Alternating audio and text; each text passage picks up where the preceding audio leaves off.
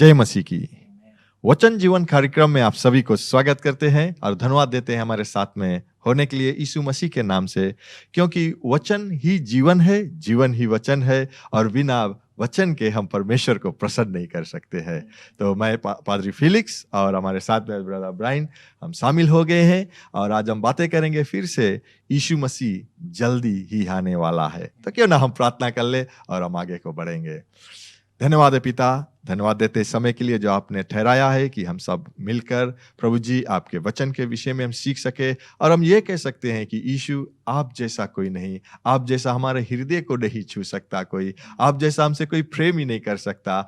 आपका जो अनुग्रह हमारे लिए है वो बहुत आयक सा, इसीलिए आपने देदारी होकर हमारे बीच में आया और हमारे पापों को लेकर आप क्रूस पर बलिदान हो गया और हमें वो मौका को दिया कि हम आपके द्वारा हम उद्धार को पा सके। और प्रभु यीशु मसीह ये सब कर कर आप स्वर्ग की ओर चला गया और एक वादा को किया कि मैं फिर से जल्दी आऊंगा हम सबको लेने के लिए जो आप पर विश्वास करते हैं, जो आपको अपनाया है।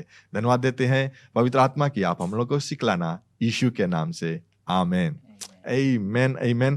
तो जैसे हम लोग ने पिछले बार जो बातें कर रहे थे यीशु जल्दी आएगा, बहुत से सवालों को जो जवाब को मिला, तो हम वहीं से कंटिन्यू करेंगे। और हमारा जो पहला सवाल अगर हम करेंगे ब्रदर ब्राइन, तो ये है कि जो 7 साल के आपत्ति या कलेश के विषय में हम लोग को बताइए। जो 7 साल का जो समय रहेगा, जो सभी विश्वासी लोग जो यीशु मसीह पर विश्वास करते हैं, जो कहता है कि यीशु मसीह आएगा उन लोग को ले लेगा, उसके बाद में जो 7 साल का जो कलेश रहेगा उसके विषय में अगर आप बतलाएं। ओके, ये जो 7 साल का कलेश है या जो आप लोगों ने अंग्रेजी में सुना होगा द टाइम ऑफ ट्रिबुलेशन, ये जो कलेश है या ट्रिबुलेशन है, इनको बाइबल ये भी कहता है कि हम आज विश्वासी बहुत से कलेश या मुसीबतों से अभी भी होकर गुजरते हैं। तो लोग ऐसे सोचते हैं कि वो जो 7 साल का कलेश है और जो मुसीबत और समस्या हम सामना करते हैं वो भी एक ट्रिबुलेशन है। लेकिन ये जो ट्रिबुलेशन है या कलेश या मुसीबत का समय है जहां पर परमेश्वर का क्रोध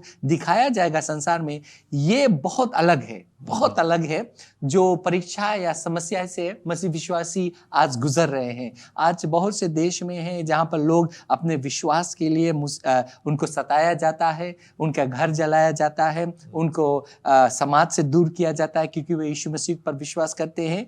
लेकिन ये वो घड़ी है या वो समय है 7 साल का जहां पर लोग इस संसार में जो रहेंगे ऐसा मुसीबत देखेंगे जब उन्होंने कभी देखा ही नहीं, उस तरीका का मुसीबत रहेगा और बहुत से चीज इस संसार में होगा।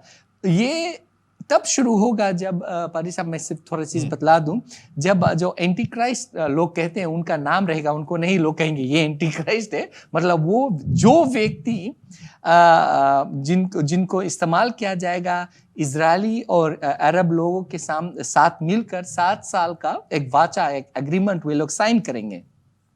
जिस दिन वह वाचा साइन किया जाएगा या उन पर सिग्नेचर हो जाएगा, उस दिन से, उस साल से, उस समय से 7 साल नियुक्त किया जाएगा और वो है शुरुआत इस 7 साल मुसीबत का।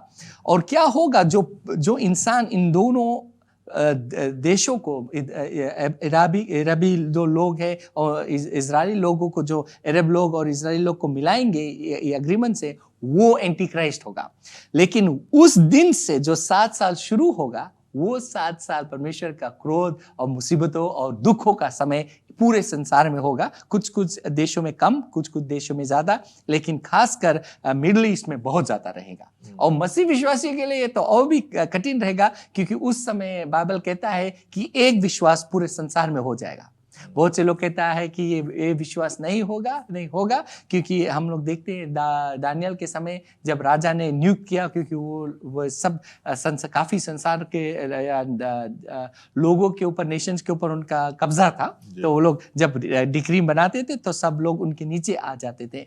तो ये उस समय होगा कि एक विश्वास कहेंगे, देखो एक ही विश्वास है, अगर ये विश्वास तुम नहीं करते हो और कुछ भी और विश्वास करोगे तो तुम्हें मारा जाएगा। मान लिया जाए तुम ये नहीं कह पाओगे, जैसे आज हम कहते हैं कि यीशु मसीह ही केवल एकलौता सच्चाई है, हम ये नहीं कह पाएंगे।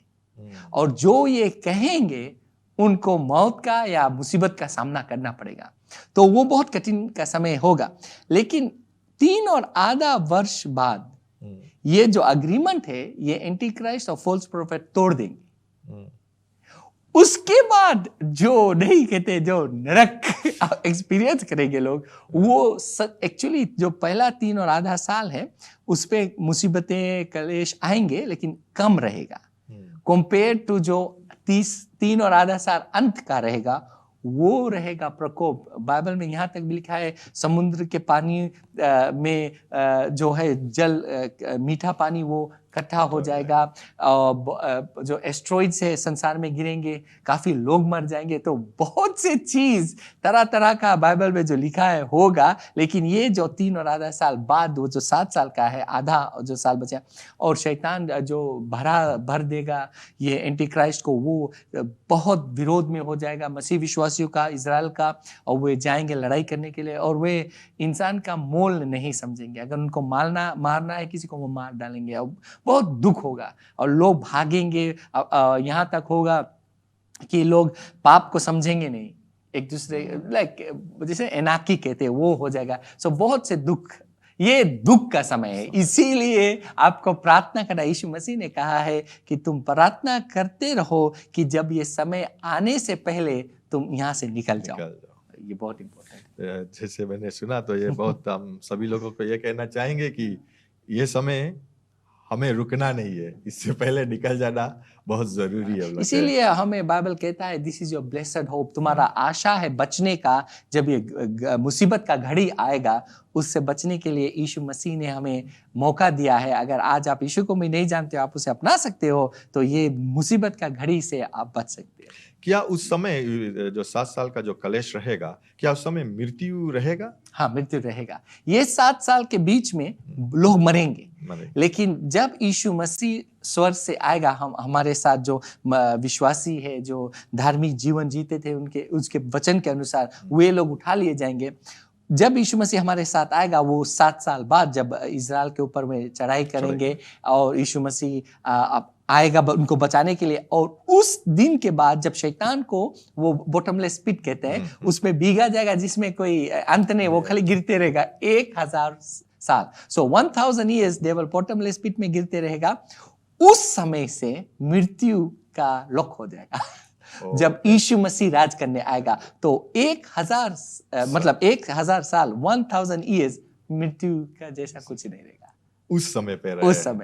उस समय में अविश्वासी भी रहेंगे और काफी लोग पैदा होंगे, लेकिन मृत्यु नहीं रहेगा। यानी कि उस समय अविश्वासी रहेंगे क्योंकि न्याय वो 1000 साल के बाद होता है, जिसको हम कहते हैं the great white throne judgment. क्योंकि उस जजमेंट से थोड़े दिन पहले शैतान को उस बॉटमलेस पिट से निकालकर संसार में फिर भेजा जाएगा कि जो लोग दबाव से यीशु को सेवा करते हैं कि खुशहाली से, तो उनका टेस्ट वो समय होगा।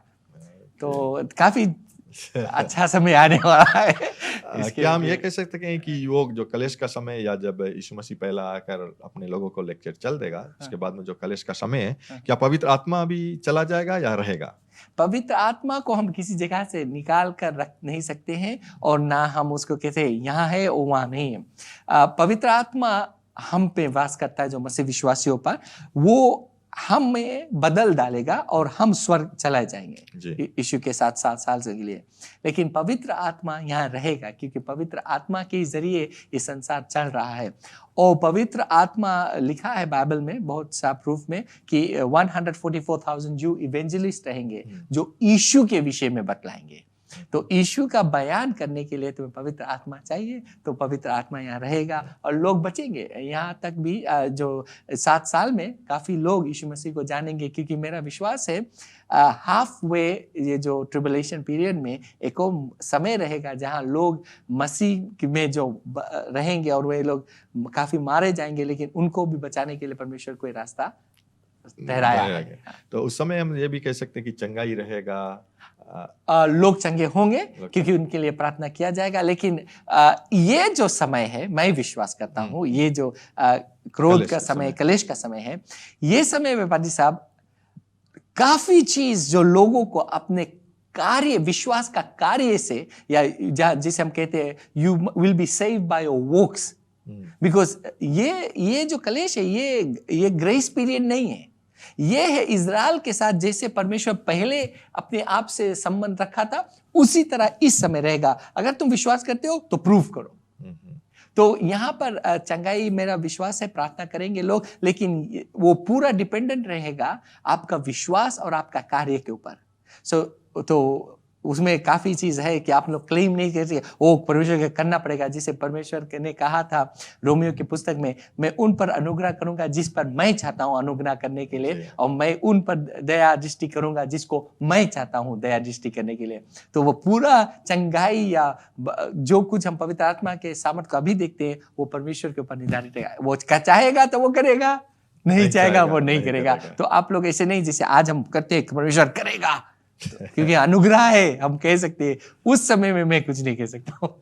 मुझे एक बात याद आता है, ये सवाल यहाँ लिखा नहीं है लेकिन एक बात आता है, आपने एक समय कहा था कि जो घड़ी है वो रुक गया है। क्या उसके विषय में आप कुछ बता सकते हो? हाँ, जिस परमेश्वर आज तक इजरायलियों के साथ जो कुछ परमेश्वर ने, हमारे यहोवा परमेश्वर, बाइबल का यहोवा परमेश्वर जो कार्य आज तक उसने किया है, वो शुरुआत से जो बाइबल कहता है किया है, वो इजराइल या इब्राहिम के खानदान या इजरायली लोगों के साथ, यहूदी लोगों के साथ उसका मेल मिलाप था। जब वो निकल जाते थे परमेश्वर किसी रीति से उनको बुलाकर लाते थे। लेकिन दानियल के समय परमेश्वर ने एक समय नियुक्त किया कि मैं आज से इजरायलियों के साथ इस रीति से पेश आऊंगा, और उन्होंने समय दिया था 49 कर जो वीक्स ऑफ ईयर्स है। तो उसका मतलब ये है कि मैं तुम्हारे साथ सबत या के उसको हमें समझाना पड़ेगा, लेकिन उनका जो डीलिंग था 490 ईयर्स का, राइट।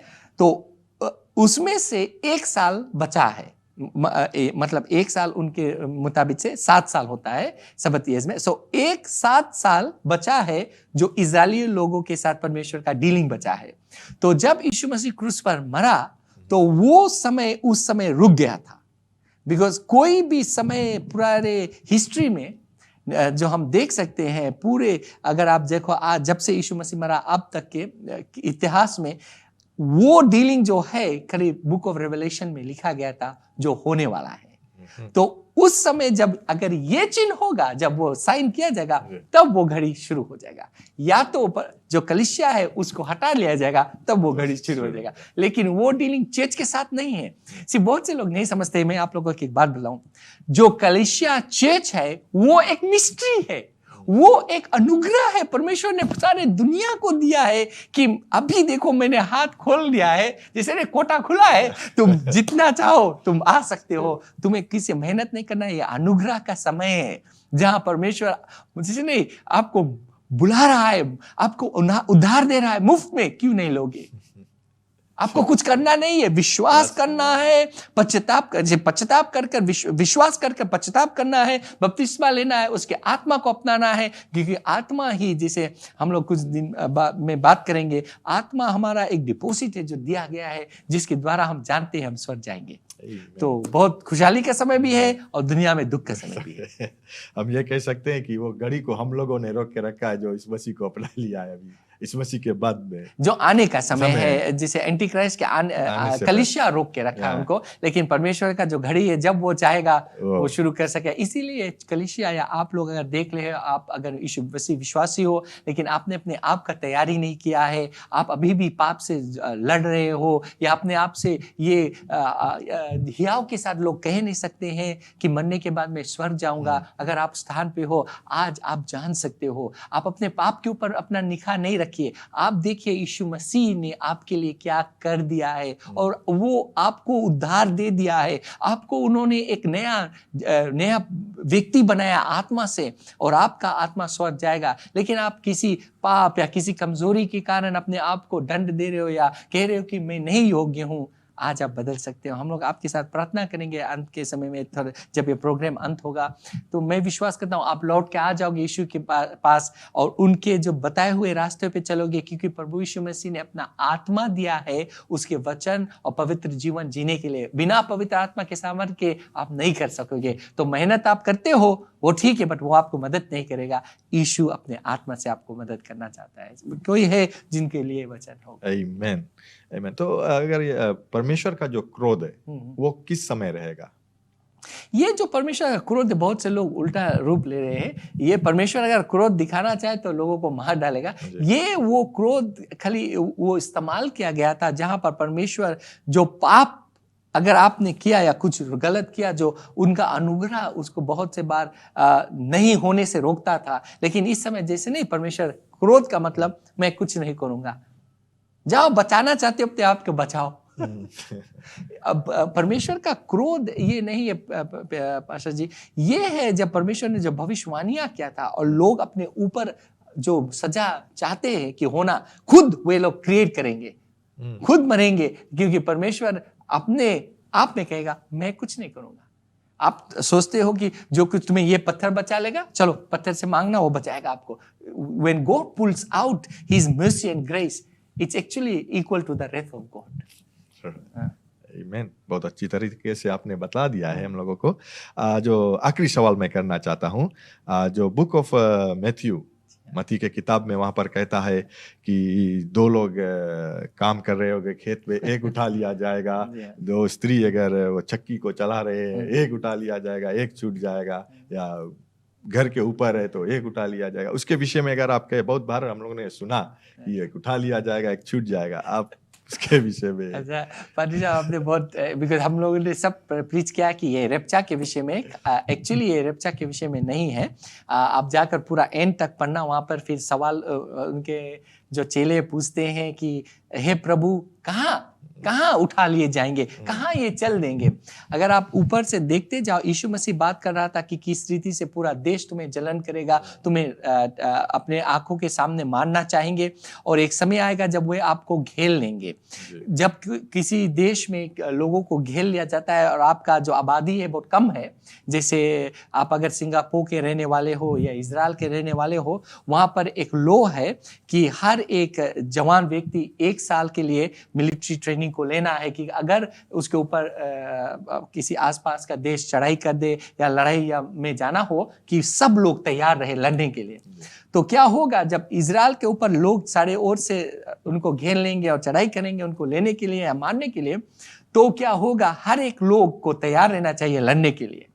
तो मान लिया जब माँ बूढ़ी है, पीछ रही है अपने बेटी के साथ, तो बेटी को उठा ले जाएंगे लड़ने के लिए। अगर वो बहू हो, वो बहू को उठा लेंगे। तो हर एक व्यक्ति जो लड़ सकेगा उनको लड़ने जाना पड़ेगा, क्योंकि वहां लिखा है नीचे पर कहाँ ले जाएंगे। तो वहां पर अगर आपके पास हो पति साहब, हम चाहते हो तो अंग्रेजी में पढ़ सकते हो, बोले टेक वे अप। तो वहां लिखा है कि जहां पर शरीर है वहां पर बाज या पंछी आएंगे खाना भोजन खाने के लिए। तो वो एक्चुअली क्लियर कट नहीं कहा कि ये यहाँ पर। तो लेकिन अगर आप जाकर रेवलेशन चैप्टर 19 में देखोगे, वहां पर लिखा है, जहां पर कहते हैं बैटल ऑफ द आर्मागेडन्स, वहां पर एक स्वर्गदूत, बैटल होने से पहले स्वर्गदूत खड़ा होकर कहता, एक्चुअली बाद में, मुझे माफ करना, वहां पर बाद में वो कहता है कि स्वर्ग में वो चिल्ला कर कहता है, हर एक पंछी जो मनुष्य का गोश्त खाते हैं वो एक्चुअली वल्चर्स होते हैं, और कुछ तरीका के ईगल्स भी है, बट ये वल्चर्स है जो एक्चुअली सब कुछ खा जाते हैं। और गीदड़ भी है, काफी चीज है बाहर जो मनुष्य के ना काफी चीज खा जाते हैं। तो इनको वो बुलाते हैं पंछिया जो लोगों का मांस खा सके, क्योंकि ये जो आर्मागेडन में इतना मनुष्य मरा पड़ा रहेंगे जिनका खून कहता है कि घोड़ों के जो पैर के ऊंचा उससे ऊंचा हो जाएंगे, उतना लोग का खून वहां रहेगा और मनुष्य का शरीर पड़ा रहेगा। तो वहां पर ये पंछी आकर वो जगह को साफ कर देंगे। लेकिन वो जगह है आर्मागेडन जहां लड़ाई होगी। तो यहाँ पर जो बाइबल कहता है एक उठा लिया जाएगा, तो एक्चुअली उनको उठा कर ले जाएंगे लड़ाई के लिए। तो ये इजराइल के लोग के लिए क्या था, ये नहीं है कि रेप्चा में तुम्हें उठा लिया जाएगा और तुम चले जाओगे। Thank you brother Brian, because बहुत समय हम भी लोग ने सुना कि एक उठा लिया जाएगा, एक छूट जाओगे। तो हम लोग सोचते थे कि ये रेप्चा में एक उठा लिया जाएगा, एक छूट जाओगे, तो घर में एक चला जाएगा, एक रुक जाएगा। ऐसा नहीं है, अगर आप सब विश्वास करते हो आपका पूरा घराना सब चले जाएंगे। ओके, एक सवाल और है, मैंने कहा था आखिरी सवाल, एक सवाल और है। ये भी हम बहुत से लोग ऐसे कहते हैं कि जो सील्स थे जो यीशु मसीह ने जो खोला था या यूहन्ना ने रेवलेशन में देखा था, रेवलेशन 5 में देखते हैं जो सील्स खुलते हैं, तो क्या ये सील्स खुल गया है? जी नहीं, बहुत से लोग सोचते हैं हम लोग अंत समय में प्रवेश कर दिया है और ट्रिबुलेशन पीरियड शुरू हो गया जहाँ पर परमेश्वर का क्रोध आ रहा है। देखो कितना भारी भारी चीज हो रहा है, जगह जगह पर लड़ाई हो रहे हैं, लोग एक दूसरे को मार रहे हैं। ये सब जो परमेश्वर के जो कहता है, जो ट्रिबुलेशन, उसको कंपेयर नहीं कर सकते। जैसे मैंने कहा उनका चिन्ह है।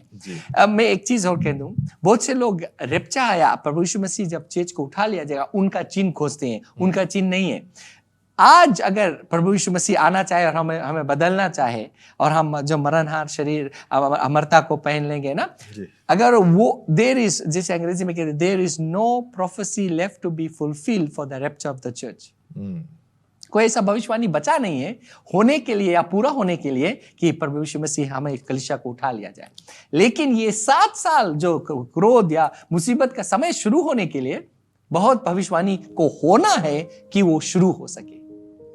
तो हम अभी ये नई उस जगह पर है जहां पर सील्स खुला जा रहा है। याद रखना, बिकॉज बाइबल में बहुत साफ प्रूफ लिखा है चैप्टर 4 वर्स 1 में कि कलीसिया को पहले बुला लिया गया, तब कलीसिया जब स्वर्ग में है तब ये सील्स खुला जा रहा है।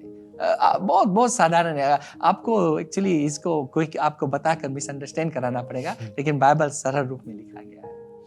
धन्यवाद एक बार फिर ब्रदर ब्रायन, और धन्यवाद देते हैं सभी सुनने वालों को। मैं ये विश्वास करता हूँ कि आपका जो ज्ञान है रैप्चर के विषय में या प्रभु यीशु मसीह के आने के विषय में वो बढ़ गया होगा, क्योंकि बड़ी अच्छी तरह से आज हम लोग ने सीखा। जो सिखलावट हम लोग के सिखाया गया था, उसके अलावा हम लोग ये सीखते हैं और ये जानते हैं कि ये सच्चाई है कि यीशु मसीह आएगा, किसको ले जाएगा, किस समय किस बातों को करता है। तो धन्यवाद देते हैं। और आपने इस विषय को सुना है और अपने जीवन में प्रभु यीशु मसीह को अपनाना चाहते हो। जैसे यीशु मसीह ने कहा कि मार्ग सत्य जीवन मैं हूँ, बिना मेरे द्वारा कोई इस पिता से मिल नहीं सकता या स्वर्ग नहीं जा सकता है। तो आपने वचन को सुना है और यीशु मसीह के विषय में सुना है, अपनाना चाहते हो, तो इस समय आप हमारे साथ में प्रार्थना कीजिए ताकि यीशु मसीह को अपने जीवन दे सकते हो। तो मेरे साथ में बोलिए, स्वर्गीय पिता, मैं विश्वास करता हूँ यीशु मसीह प्रभु है, जो क्रूस पर अपना प्राण दे दिया, और पिता तीसरे दिन बाद फिर आपने उसे जिलाया है,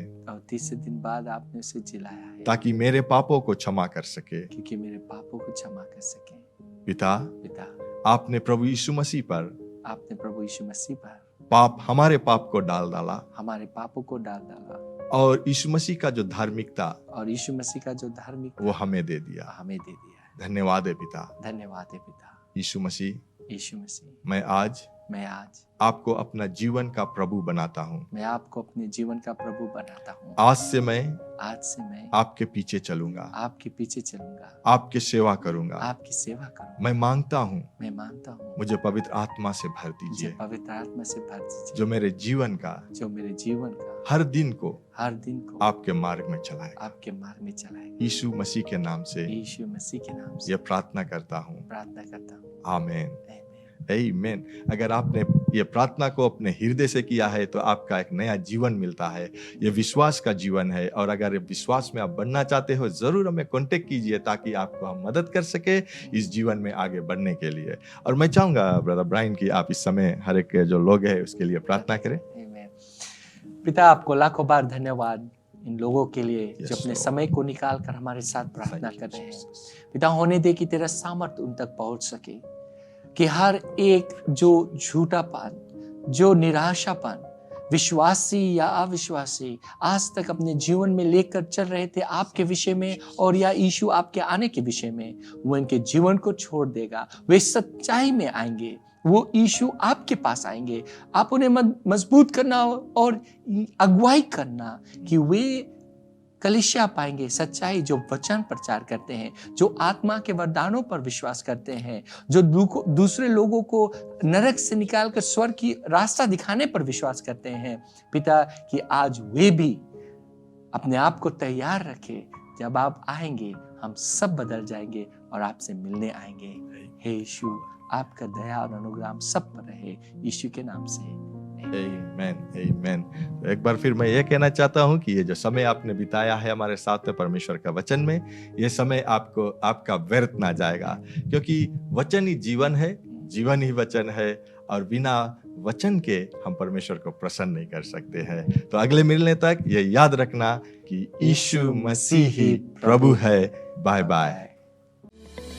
To know more about the ministry and how to get connected with us, like us on Facebook, Jesus Christ is Lord Ministries, and follow us on Instagram, JCLM Fiji. Subscribe to our YouTube channel, JCLM Fiji, and be inspired through our website, www.jclm.org.